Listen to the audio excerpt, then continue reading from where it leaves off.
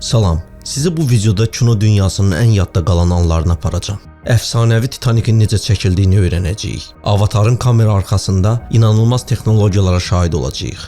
Dünyanın ən yaxşı filmləri hansılardır? Bunları biləcəyik. Və nəhayət sizi sarsıdacaq bir film. Gəl və gör, müharibənin necə bir kabusa çevrildiyini bu filmdə izləmək kifayətdir. Bu videolar artıq kanalımızda yer alıb. Amma indi onları bir baxışda izləmək üçün yenidən topladıq. Hər film özündə bir dünya gizlədir və bu dünya sizi bir daha heyrətləndirəcək. Titanic öz dövrünün ən çox gəlir gətirən filmi olmuşdu. 25 il əvvəl filmin premyerası öncəsi nümayişi keçirilirdi.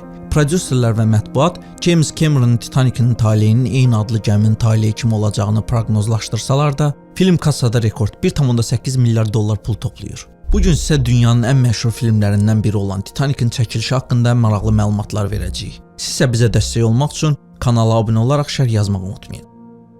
Rejissor James Cameron Titanic haqqında sənədli filmi National Geographic telekanalında izlədikdən sonra məşhur fəlakət haqqında geniş miqyaslı film çəkməyi düşünüb. Yəni hələ filmin premyerasından 10 il əvvəl. 1994-cü ildə onsuz da Terminatorun rejissoru kimi məşhur olan Cameron gələcək lentin ssenarisini yazmışdı və 20th Century Fox film şirkətinə Titanic'i Romeo və Juliet olaraq xarakterizə etmişdi. Prodüserlər tarixi hadisəyə qoyulmuş mənasız sevgi hekayəsinin uğruna şübhə edirdilər. Amma Cameronla uzun müddətli əlaqələr qurmağı planlaşdıran film şirkəti ona yaşıl işıq yandırır. Çəkilişlərə ilk olaraq 1995-ci ildə Cameronun şəxsən iştirakı ilə Titanic gəmisinin batdığı yerə 12 sualtı ekspedisiya ilə başlayır. Çəkilişlər Rusiyanın Mir-1 və Mir-2 batiskafların köməyi ilə aparılır. Qəzanın xarici və daxili hissələrini çəkmək üçün xüsusi sualtı kameralar sistemi hazırlanmışdı. Həmin vaxt hidronavt işləyən Yevgeni Çernayev rejissorun barışmaz yanaşmasını qeyd edir. Stereo çəkiliş etmək lazım idi və kameranı 2 dəfə incəltmək. Cameron bunun üçün Sony-yə müraciət etdi. Dedilər ki, biz bunu edə bilərik. Amma hər kamera üçün 250 min dollar deyil, 1 milyon dollar ödəmək lazımdır. Cameron razılaşır. Bəli, ödəməyə hazıram. Sonralar Cameron linerin sualtı araşdırmalarını tez-tez xatırlayır. Əsl dağıntılarını gördükdən sonra mənə aydın oldu ki, heç kim aldatmağa haqqım yoxdur. Ruslar və mən sualtı çəkilişləri bitirdikdən sonra hər kəsdən göyərtəyə toplaşmağa xahiş etdim. İnsanlar son dərəcə yorğun idilər, amma hamı linerin burnuna yığılmışdı və biz çələngi suya endirdik. Orada yazmışdıq. Linerin sərnişinlərin və ekipajın xatirəsi. Filmimiz burada həyatını itirən insanlara kinematik bir çələng idi. Amerika Birləşmiş Ştatlarına qayıdan Cameron görüntüləri prodüserlərə göstərir və 1996-cı ilin sentyabrında əsas çəkilişlərə başlanılır. Filmin ilkin büdcəsi 110 milyon dollar idi. Meksika sahillərində xüsusi bir studiya tikilir. Burada nəhəng hövzənin sularında demək olar ki, 231 metr ölçüdə bir liner qurulur. Ümumilikdə çəkiliş üçün gəminin 4 nüsxəsi yaradılır. Ən kiçik olanın uzunluğu 7 metr idi. Qənaət etmək üçün linerin burnu tikilmir. Kompüter qrafikası ilə tamamlanır. Baş rolları ifa edən Leonardo DiCaprio və Kate Winslet'in iştirakı ilə filmin ən məşhur səhnəsi studiyada çəkilib. Cameron üçün maksimum tarixi etibarlılıq vacib idi. Çılçıraqlardan bıçaqlara qədər demək olar ki, bütün dekorasiya və interyer orijinal linerin yaradılmasında iştirak edən şirkətlərin arxiv eskizlərinin əsasən yenidən yaradılmışdı. Cameron aktyor heyətindən tutmuş orijinal soundtrack seçiminə qədər istehsalın bütün mərhələlərində iştirak edirdi. Bundan başqa Matthew McConaughey, Tom Cruise və Jared Leto'nun Jack Dawson rolunu sınadığı bilinir. Xüsusi effektlər yaratmaq üçün rejissor 17 studiyanı dəvət edir. Kütləvi səhnələrin, o cümlədən qəzaların çəkilişləri o dövrdə populyarlıq qazanan ən yeni hərəkət ələ keçirmə texnologiyası sayəsində mümkün olur. Biz yalnız filmimizə inanırdıq. Bir nöqtədən sonra belə böyük bir layihənin istehsal xərcləri artmağa başlayır və Cameron filmini davam etdirmək üçün öz haqqından imtina etməli olur. 200 milyon dollarlıq son büdcə o dövr üçün rekord sayılırdı. Titanic filmi 1997-ci il Oscar mükafatına namizədlərdən bir neçə dəfə daha çox pula başa gəlir və 1912-ci ilin ən orijinal linerinin inşasından daha bahalı idi. Müasir hesablamalara görə Titanic gəmisinin tikintisi 112 milyon dollara başa gəlib. Paramount'un prodüseri Shirley Lansing Cameron'ın o dövrdə qeyri-mümkün olanı tələb edən bir dəli adlandırdığını söyləyirdi. Prodüserlərin filmin uğursuz olacağını bildirməsi yaradıcı heyəti və rejissoru həvəsdən salmırdı. Leonardo DiCaprio və Kate Winslet üçün dünya şöhrəti Titanic filmindən sonra gəlmişdi. Bundan başqa filmin davamının yaradılmasının mümkünsüzlüyü və lentin 3 saatdan çox müddəti də riski artırırdı. Film 1997-ci ilin iyul ayına planlaşdırılan buraxılış tarixinə hazırlaşa bilmədi. Onun dünya premyerası yalnız dekabr ayında baş tutur. Çəkilişlərin tamamlanması və prokata hazırlığı Cameron bunu bütün film çəkilişlərindəki ən xoşagəlməz xatirə olaraq adlandırırdı. O zaman mənə elə gəlirdi ki, hamı bizə qarşı silahlanıb. Mətbuat bizi Hollywood tarixinin ən böyük axmaqları adlandırırdı və fəlakətli bir uğursuzluq olacağını proqnozlaşdırırdı. Biz yalnız filmimizə inam üzərində dayanmışdıq. Bütün narahatlıqlara və Cameron Titanic-in taleyinin eyni adlı gəminin taleyi ilə müqayisəsinə baxmayaraq film hit olur. 200 milyon dollar dəyərində olan film yalnız Amerika Birləşmiş Ştatlarında 3 qat daha çox gəlir əldə edir. İlkin kassası 1,84 milyard dollar olan film 2009-cu ildəki rekordçu Cameronun başqa bir filmi 1,96 milyard dollarlıq kassası olan Avatarı qırana qədər mütləq rekordçu olur. Tənqidçilər və mətbuat Titanic Hollywood klassikləri ilə müqayisə edirlər və son 50 ildə daha əhəmiyyətli bir şeyin çəkilmədiyini iddia edirlər. Uğurun komponentləri filmin texniki tərəfin sintezi, aktyor ikilisi, DiCaprio və Kate Winslet'in kimyası adlanırdı. Rejissor özü etiraf edirdi. Nəticədə filmimiz okean layneri, zəngin və kasıb, Avropa və Amerika haqqında deyil, gənclik və ümidlər, sevgi və ölüm, insanlar arasındakı münasibətlər, həyatımıza qoyduğumuz məna haqqında idi. Bu suallar milliyyətindən, dilindən, mədəniyyətindən və yaşından asılı olmayaraq bütün insanları narahat edir. Düşünürəm ki, buna görə bütün dünyanın tamaşaçıları Titanic-i belə məmnuniyyətlə izlədilər. Paramount Pictures-ın sədr müavini Robert Friedman filmin uğurunu şərh edərkən New York Times-a verdiyi müsahibədə deyir: "Elə nadir filmlər var ki, nəticədə xüsusi hadisəyə çevrilir. İnsanlar bir-birlərindən soruşmağa başlayanda, onu artıq görmüsən? Bu mədəni bir simvol statusunu qazanır." Düşünürəm ki, bu Titanic-də də oldu. Film 14 nominasiya üzrə Oscar mükafatına namizəd olub. Onlardan 11-ni, o cümlədən ən yaxşı film mükafatını qazanıb. 2012-ci ildə fəlakətin 100 illiyi və filmin buraxılışının 15 illiyi ilə əlaqədar olaraq Titanic-in 3D və IMAX 3D formatında yenidən premyerası olur. Bu gün filmin ümumi kassa gəlirləri 2,2 milyard dollar təşkil edir. Bu Avengers Endgame 2,7 milyard dollar və Avatar 2,9 milyard dollar filmlərindən sonra tarixdə 3-cü ən gəlirli filmdir. Növbəti videonun sonu. İzlədiyiniz üçün təşəkkürlər. James Cameron müasir dövrün ən görkəmli rejissorlarından biridir. Bu onun filmlərinin 10 illərdə ən çox baxılanlar siyahısında qalması ilə sübut olunur. Məsələn, 2009-cu ildə ekranlara çıxan Avatar filmi hələ də kino tarixinin ən çox gəlir gətirən filmlərin başında durur. Filmin büdcəsi 300 milyon dollara yaxın idi. Film büdcəsindən 5 dəfə daha çox gəlir əldə edib. İnsanlar dəfələrlə Pandoranın heyrətamiz dərəcədə real yad dünyasını bir daha izləmək üçün kinoteatrlara qayıdırdılar. Filmin heyrətamiz uğuru heç də təsadüfi deyil. Geniş miqyaslı xüsusi effektlər, bənzərsiz fantastik yerlər və cəlbedici dramatik sonluq filmin illər sonra yeniliyini və aktuallığını itirməməsinə imkan verir. Avatarın necə çəkildiyi ilə maraqlanırsınız? Bugün 2000-ci illərin ən əhəmiyyətli filmlərindən birinin istehsalı ilə bağlı bir çox maraqlı faktları öyrənəcəksiniz. Siz isə bizə dəstək olmaq üçün kanala abunə olaraq şərh yazmağı unutmayın. Hər şey kiçik bir uşağın hobbisi ilə başlamışdı. Hələ məktəbli ikən Cameron təbiəti maraqla öyrənirdi. Yad dünyalar icad edir, fantastik janrda kitablar üçün eskizlər hazırlayırdı. Rejissor gələcək filmin onurğasını 10 illiklər boyu formalaşdırdığını iddia edirdi. O bənzərsiz flora və faunaya sahib bir yad dünyanı xəyal edirdi. Yeni bir planetin sakinlərini, təbiətlə möhkəm bir əlaqəsi olan nəcib humanoidləri təsəvvür edirdi. Artıq Terminator çəkərək şöhrət qazanan Cameron futuristik dünyaların təcəssümləri yolunda dayanmaq niyyətində deyildi. 1995-ci ilə qədər İnanılmaz Pandora planeti haqqında ssenari nəhayət rejissorun başında formalaşdı. Cameron 114 səhifəli bir ssenari hazırlamışdı. Lakin film studiyası layihəni təsdiqləmədi. Cameron fikrinin çox inkişaf etmiş olduğunu və film dilinin mövcud imkanlarına zidd olduğunu başa düşürdü. Ssenari təxminən 10 il sonra masaya qoyulmalı idi. Rejissor yad planetlərin və insanların çərçivədə birlikdə yaşamalarını və eyni dərəcədə real görünmələrini istəyirdi. Daha azına razı değildi. 2000-ci illərin ortalarında Polar Express və üzüklərin hökmdarından sonra Motion Capture texnologiyası geniş kinoda möhkəm bir şəkildə qurulduqda Cameron fikirlərinin nəhayət böyük ekranda təcəssüm etdirilə biləcəyini başa düşdü. Avatar yarıdan çox kompüter qrafikasından ibarət olan bir filmdir və bəlkə də onun ən təəccüblü hissəsi personajlardır. Navi yad irqinin görünüşünə çox diqqət yetirilmişdi. Cameron onlarla rəssamı cəlb edərək onlara konsepsiya sənətlərini inkişaf etdirməyi və bu döyüşkən humanoidlərin necə görünəcəyini müəyyənləşdirməyi tapşırmışdı. Yaradıcı heyət axtarışa oval uzanmış başları və əyilmiş gözləri olan klassik yad planetlərin eskizləri ilə başlamışdı. Ancaq bu görünüş filmin əsas mesajına heç uyğun gəlmirdi. Avatardakı işğalçı, pis qüvvə insan idi və Navi tamaşaçı rəğbətini, empatiyasını oyatmalı idi. Uzun bir axtarışdan sonra rəssamlar xarici görünüşdəki heyvan xüsusiyyətləri ilə yad irqin ümumi insanlığı arasında bir tarazlıq tapdılar və qeyri-adi, cəlbedici personajlar əldə etdilər. Çəkilişlərin əksəriyyəti otağın bütün perimetri ətrafında yerləşən və eyni vaxtda işləyən 100-dən çox video kamera ilə interaktiv pavilyonda baş vermişdi. Aktyorlar motion capture üçün nəzərdə tutulduğu kimi hər hərəkətini qeydə alan çoxlu sensorlar olan marker kostyumları geyinirdilər. Cameron üçün kompüter personajlarının duyğularında maksimum dəqiqliklə yenidən yaradılması vacib idi. Bu məqsədlə geniş bucaqlı obyektivli daxili mini kamera ilə təbliğələr hazırlanmışdı. Bu texnologiya Navi'nin inandırıcı üz ifadələrini əldə etməyə imkan verirdi. Ekrandakı Pandora planetinin realizmi də diqqəti cəlb edir. Ümumiyyətlə Cameron yerin egzotik güşələrindən yeni planetinin forması üçün ideyalar çəkmişdi. Xüsusilə levitasiya edən qayalarla mənzərə Çinin Guilin əyalətində həqiqətən mövcud olan dağ zirvələrinin fantastik bir variantıdır. Resursların çıxarılması koloniyası Meksika körfəzində yerləşən Noble Clyde Badrocks neft platformasının prototipidir. Səhnələrin bir hissəsi pavilyonlarda xromaki və elementlərin simvolları ilə tamamlanan dəstələrlə yaradıldı və daha sonra isə qrafika əlavə edilmişdi. Filmin montajı çəkilişlərlə paralel aparılıb.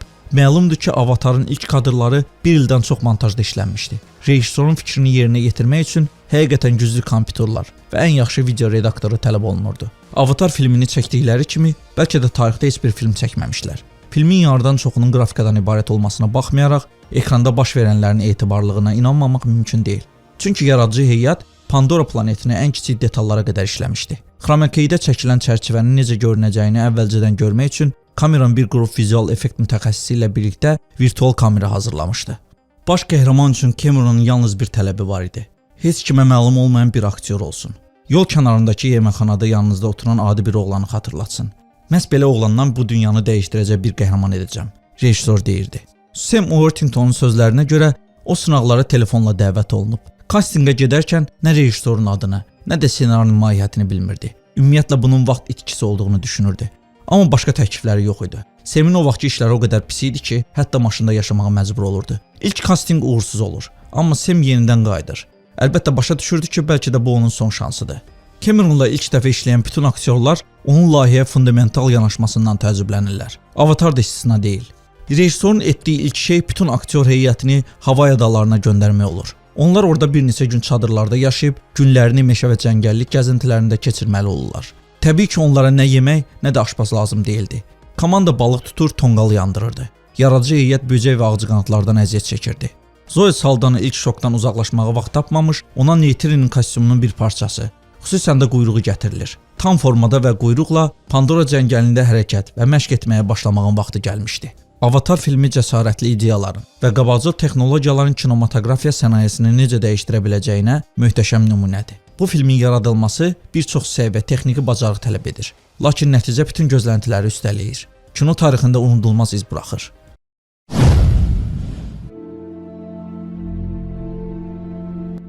Ulduzlar arası Jonathan Nolan'la birgə yazdığı ssenari əsasında rejissor Christopher Nolan'ın çəkdiyi elmi fantastika filmidir. Film gəmidə böyük məsafələri fəth edən və yeni kəşf edilmiş kosmos zaman tunelindən istifadə edən bir qrup tədqiqatçının səyahətindən bəhs edir.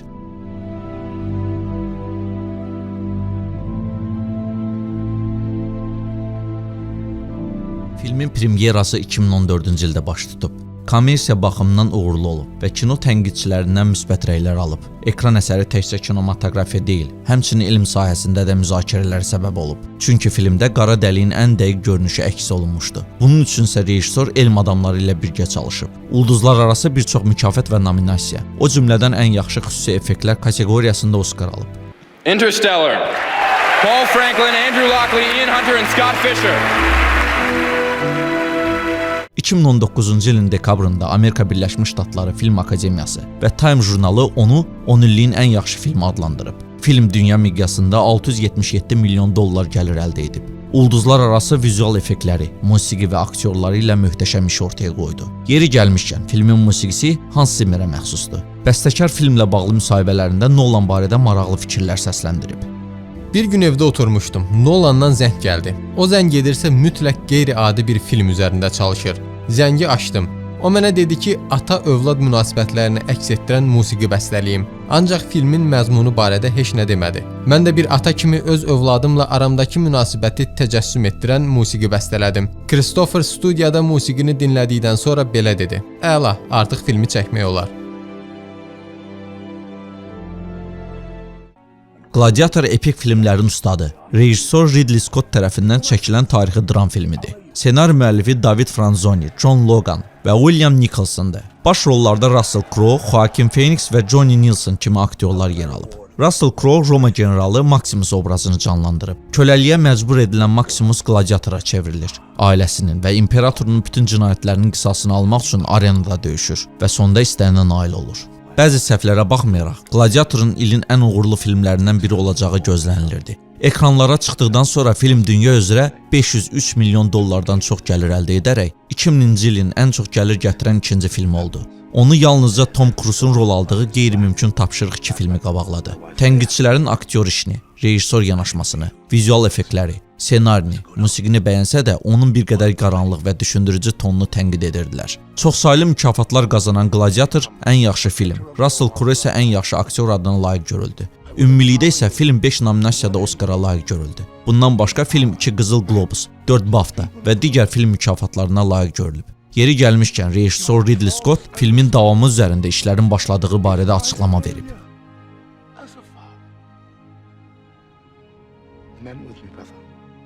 2009-cu ildə James Cameron tərəfindən yazılan və çəkilən Avatar filmi dünya film sənayesinə öz möhrünü vurdu. Baş rollarda Sam Worthington və Zoe Saldana'nın oynadığı elmi fantastika filmi böyük səs-küy yaratdı. Filmdə əhvalat 2154-cü ildə Pandora planetində baş verir. Planet müxtəlif bitki və heyvan növləri ilə zəngindir. Həmin planetdə insanlar anoptanium adlı qiymətli mineral çıxarır. Pandora yeri oxşayır.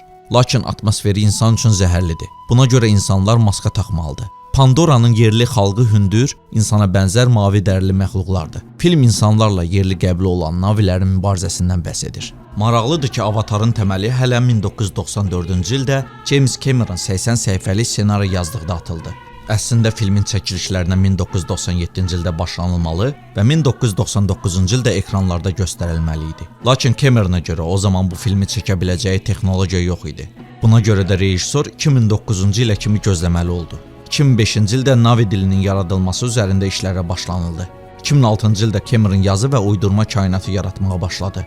Avatarın büdcəsi təxminən 237 milyon dollardır. Əlavə olaraq 150 milyon dollar reklam işlərinə xərclənib. Film bütün zəhmətlərin qarşılığını verdi. O dünyanın ən çox gəlir gətirən ekran işi oldu. 2 milyard dollar qazancla adını tarixə yazdırdı. Avatar ən yaxşı operator işi, ən yaxşı vizual effektlər, ən yaxşı bədii rejissor nominasiyasında Oscara layiq görüldü. 2013-cü ildə James Cameron 20th Century Fox şirkəti ilə daha 3 film yaratmaq üçün müqavilə imzaladı. Bir müddət əvvəl isə rejissor verdiyi açıqlamada Avatarın 5-ci filminin ssenarisinin hazır olduğunu, 6-cı və 7-ci filmlər üzərində çalışdığını bildirdi. Pianoçu filmi rejissor Roman Polanski'nin Vladislav Şpilmanın şəhərinin ölümü memuarı əsasında çəkilib. 2002-ci ildə film Cannes Film Festivalında Qızıl Palma mükafatını, 2003-cü ildə isə 3 kateqoriya üzrə Oscar mükafatını qazanıb. Baş rolu ifa edən Adrian Brody 29 yaşında ən yaxşı aktyor nominasiyasında mükafata layiq görülüb. Filmdə çəkilmək üçün Adrian Frederic Chopin'in əsərlərini öyrənib və 13 kiloqram çəki atıb. Buna baxmayaraq filmdəki piano səhnələrində Janusz Alejniczakın əlləri lentə alınıb. Film ötən əsrin 30-cu illərində Polşanın ən yaxşı pianoçularından biri olan Vladislav Şpilmanın tərcüməyə halı əsasında çəkilib. Vladislav almanlar Polşanı işğal edənə qədər sənətlə məşğul olur. Müharibə başlayanda isə bütün yahudilərin həyatı dəyişir. Onları Varşava gettosuna yerləşdirirlər və işləmək qadağan edilir. Filmdə 2-ci Dünya müharibəsinin dəhşətləri təsirli şəkildə lentə alınıb. Şpilmanın evini, ailəsini, həyatdakı mövqeyini, az qala bütün həyatını itirsə də ümidini itirmir. Filmin pərdə arxasında bir sıra maraqlı hadisələr də baş verib. Belə ki, rejissor Roman Polanski Brody'nin personajının pəncərədən tullanmalı olduğu səhnəni çəkərkən, aktyor buna tərəddüd edir və bunu özündən əvvəlcə kiminsə edib etmədiyini soruşur. Heç kəsdən səs çıxmır. Bu zaman rejissor Polanski heç nə demədən pəncərədən tullanır və deyir: "Mən tullandım. İndi növbə sənindir." Ürəklənən Brody atlanır, ancaq sifətini və qabırğalarını əzir. Müharibə ilə bağlı baxdığınız ən təsirli film hansı olub? Bu, 600 лет существовал еврейский Краков. bu, ya bu?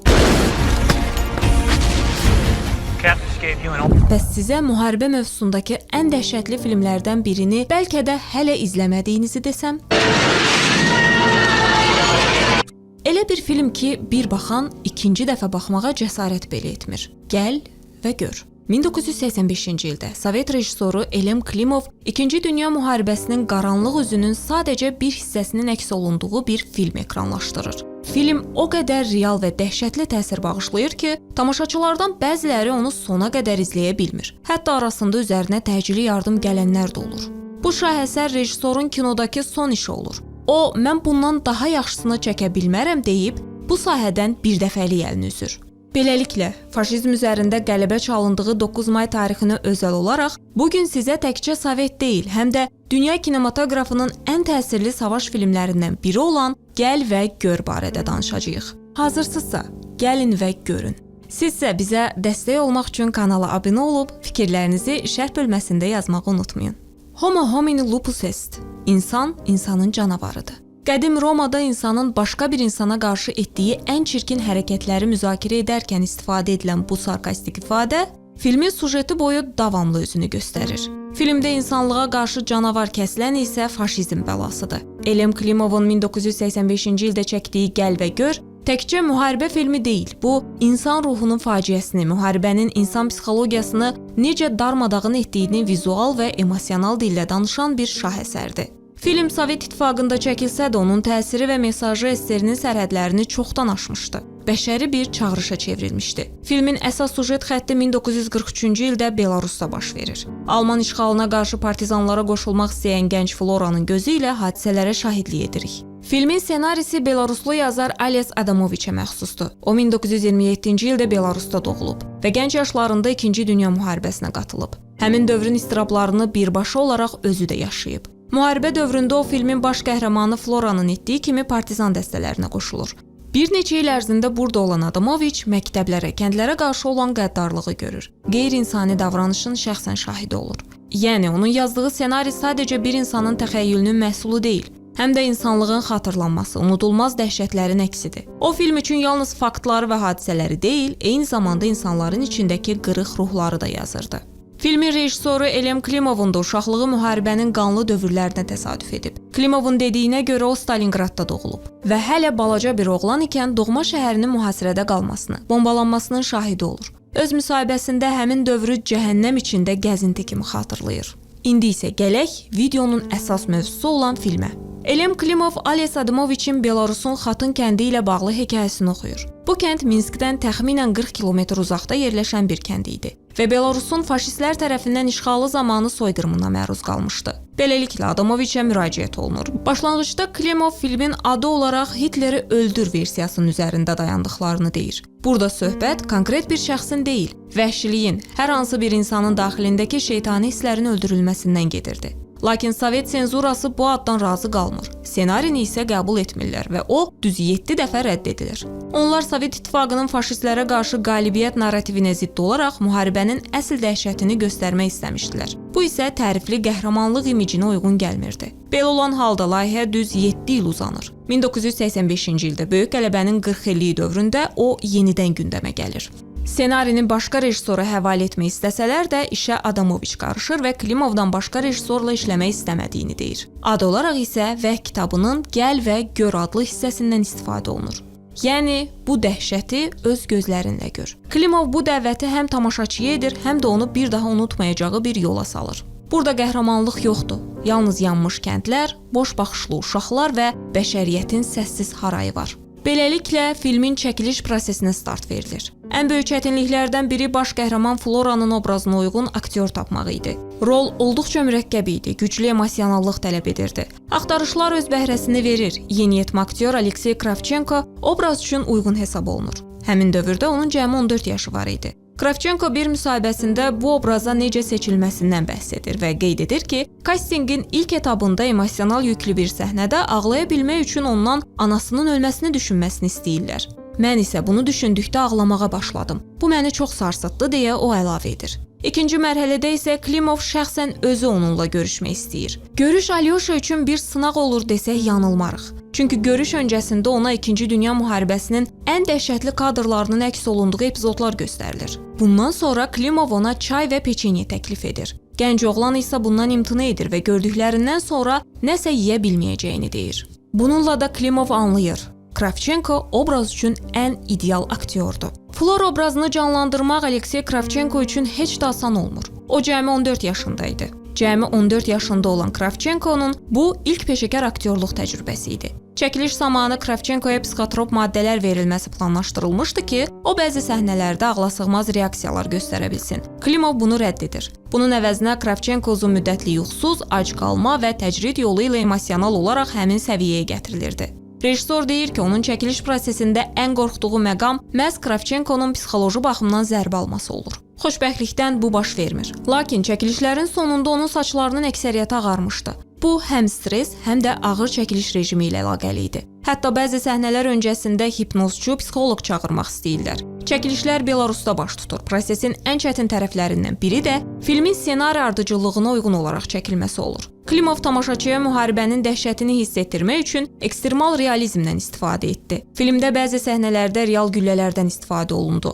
Baş qəhrəman Floranın canlandıran Aleksey Kravchenko filmin bir çox səhnəsində real atəş altında çəkildi. Bəzi partlayışlar gerçək idi. Meşədə partlayış səhnələrində aktyorlar əvvəlcədən məşqlər etməli olurdular ki, yaralanmasınlar. Çəkilişlər əsasən Belarusun ucqar kəndlərində və meşələrində real yanğın və dağıntılar altında aparılırdı. Bir çox səhnədə evlər və kəndlər həqiqətən yandırılırdı. Bu, xüsusi effektlərlə deyil, real məhv etmə ilə həyata keçirilirdi. Digər bir çətinlik isə texnika ilə bağlı idi. Çəkiliş üçün gətirilən texnika köhnə idi və təchizat məhdud idi. Bəzən günlərlə yağış gözlənilirdi ki, lazımi səhnə çəkilə bilsin. Beləliklə, olduqca mürəkkəb çəkiliş prosesi sonlanır. Film Sovet İttifaqında məhdud sayda yayımlandı. Qərb ölkələrində isə şok effekti yaratdı. Bəzi festivallarda insanlar zalı yarımçıq tərk etmişdilər. Çünki film son dərəcə real və dağıdıcı təsir bağışlayırdı. Elem Klimov bir müsahibəsində filmin Macarıstan və Rusiyadakı nümayişləri zamanı tamaşaçılardan bəzilərinin halının pisləşdiyi üçün təcili yardım çağırıldığını deyir. Hətta Klimovun öz həyat yoldaşı və tanınmış rejissor Larisa Shepitko da bu cür sərt realizmin bədii sərhədləri aşıb-aşmadığı sualını ortaya qoymuşdu. Filmin sujet xəttinə gəlincə, filmdə hadisələr Alman işğalına qarşı partizanlara qoşulmaq istəyən gənc Floranın ətrafında cərəyan edir. O, buradakı bütün dəhşətlərə şahidlik edir, ancaq bu şahidlik yalnız fiziki xarakter daşımır. Floranın müharibəni öz gözləri ilə görməsi onun ruhunun çökməsinə, insanlıqdan uzaqlaşmasına gətirib çıxarır. Başlanğıcda Flora müharibəni bir macəra kimi görür. Filmin önəmli səhnələrindən biri gənc oğlanın partizanlara qoşulmasıdır. Böyük bir həvəslə dəstəyə qoşulan Flora hələ görəcəklərindən bixəbərdir. Bu hissə Erich Maria Remark'ın Qərb cəbhəsində təbəddülat yoxdur əsərinin narratoru Polun həvəslə müharibəyə qoşulması və qanlı reallığın üzünə şillə kimi vurulmasını xatırladır. Həmin səhnənin əsas mesajı budur ki, müharibə uşaqlığın sonudur. Flora qəhrəmanlıq xəyalları ilə dolu idi, amma bu xəyallar tezliklə əzab içində dağılır. Daha sonra o Glaşa ilə tanış olur. Lakin müharibə bütün gözəl hisslər kimi sevginin də qatilidir. Filmin ən dəhşətli və şok edici səhnəsi isə kənddə yaşanan qətliam səhnəsidir. Onlar kütləvi qırğından sonraki mənzərə ilə qarşılaşırlar. Uşaqlar, qadınlar, yaşlılar, hamısı öldürülüb. Kamera yavaş-yavaş meyidlərin üzərində hərəkət edir. Burada sanki Klimov deyir, bax, bu baş verib, sən artıq uşaq deyilsən, hər şey yandı, kül oldu. Savaş Floranın uşaqlığını, gələcəyini, insanlıq duyğusunu yandırır. Filmin kulminasiya nöqtəsi isə Floranın dağıntılar arasında Hitlerin portreti ilə üzləşdiyi səhnə olur. Dərin metaforik anlam daşıyan bu səhnə filmin həm də son səhnəsi olur. Flora tüfəngi Hitlerin portretinə tuşlayır və atəş açır. Hər atəş açdıqda isə tarixi səhnələr geriyə doğru gedir. Sonda isə o körpə Adolfun rəsmi ilə üzləşir, lakin tətiyi çəkə bilmir. Flora bütün gördüklərinin, yaşadıklarının səbəbkarının Hitler olmasına baxmayaraq körpə uşağa atəş aça bilmir və içindəki şeytana qalib gəlir. Beləliklə, bu filmdə Klimov bizə günahsız birinin gözü ilə gerçək bir soyqırımın hekayəsini göstərdi. Bu, ən narahat edici formada nümayiş etdirilmiş olsa da. Axı bəzən sənət əsərləri bizi rahatlaşdırmaq üçün deyil, narahat etmək üçün yaradılır. Film kino elitasının da böyük rəğbətini qazanır. Məşhur Amerikalı rejissor Stanley Kubrick filmi ən realistik müharibə filmi adlandırır. Hətta özünün belə bir film çəkmədiyini etiraf edir. Gəl və gör Quentin Tarantino'nun ən sevdiyi müharibə filmlərindən biridir. Martin Scorsese isə filmi mütləq izlənməli filmlər arasında göstərib. Beləliklə, Elem Klimovun kinodakı son işi olan Gəl və gör təkcə Sovet İttifaqında deyil, bütün qərb kino çevrələrində kult film statusunu qazana bilir. Belə, bir videonun daha sonuna gəldik. İzlədiyiniz üçün təşəkkürlər.